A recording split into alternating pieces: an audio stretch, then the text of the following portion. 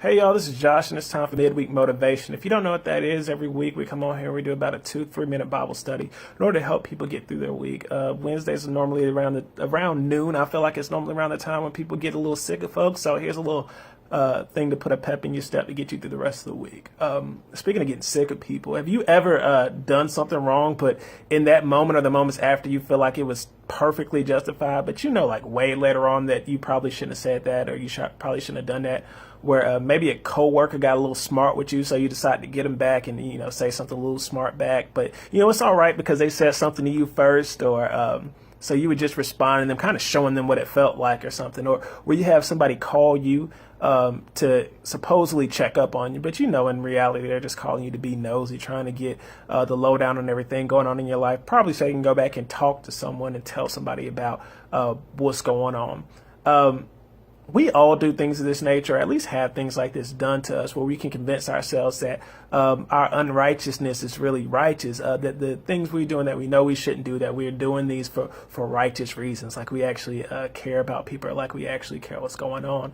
And this is spoken of in the book of Proverbs, specifically Proverbs 16, verses 2-3. And it says, "All the ways of the people are pure in their eyes, but the Lord tests the motives. Commit your work to the Lord and your plans will succeed." In other words, it's easy to convince ourselves in our minds that what we're doing is right and righteous. But deep down, we know that sometimes we're doing stuff just to be petty, just to be mean, just to be spiteful. And that's what God looks at, is that reasoning, that motivation behind what we're doing. And that's what we should also focus on, is what is our actual motivation for doing these things, for saying the things we say, or for going the ways we go. So I came up with a couple questions that we could ask ourselves, and if they don't meet it, then we'll figure a way to stop ourselves from doing it. But first is ask ourselves, how would I feel if someone else were to do this? If somebody else was to say this to me or do this to me, how would I feel?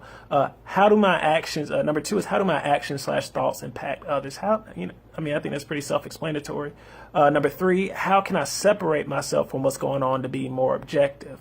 And number four is, what is the purpose of me saying what I'm about to say? If any of these answers don't come back right, they come off that makes it seem like this something that you're about to do is petty, just be quiet. Like, you don't have to say anything. Proverbs 17 verses 27-28 says, "Wise are those who restrain their talking. People with understanding are cool-headed.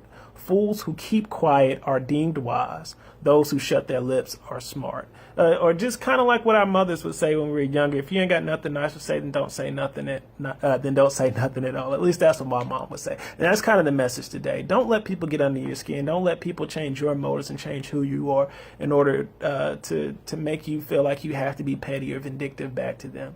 Hey y'all, this is we're gonna close it here. But if you like this, if this is something that really blessed your heart, please like, share, comment, let us know. Because if it's not something that's working, then we can find something else to do here. But if it's something you like, if you feel like it touched you, then share it so it can touch someone else.